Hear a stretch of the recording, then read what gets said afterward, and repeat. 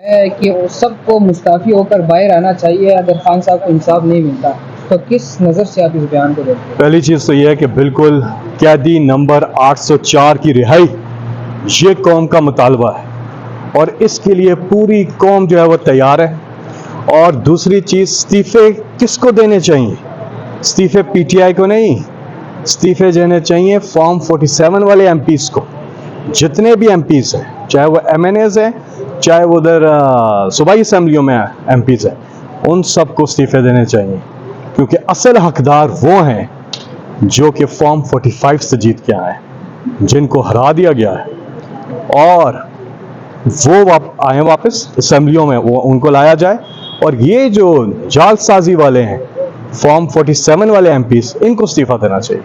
Cipher case को क्या किस नज़र से आप देख रहे हैं? क्या होने जा रहे हैं? खान साहब को कोई रियायत मिल रही है? और दूसरी जानिब अगर मीडिया की बात की जाए तो कुछ चैनल्स ऐसे हैं जो अगर किसी और की कॉन्फ्रेंस हो रही पीटीआई वाली शुरू करते तो उनको कवरेज अभी देना उन्होंने शुरू कर दिया। देखिए, बात सुने, साइफर केस हो या कोई भी, जितने भी इमरान खान पे डबल सेंचुरी तो हुई है ना केसेस की, कोई एक केस भी जो है वो ठीक नहीं है। सारे बेबुनियाद और सीधा सीधा इमरान खान को पॉलिटिकल विक्टिमाइजेशन का, सियासी इंतकाम का निशाना बनाया गया। कोई केस खड़ा नहीं हो सकता, कोई केस खड़ा नहीं हो सकता। और इस कौम को भी पता है, सब जानते हैं ये।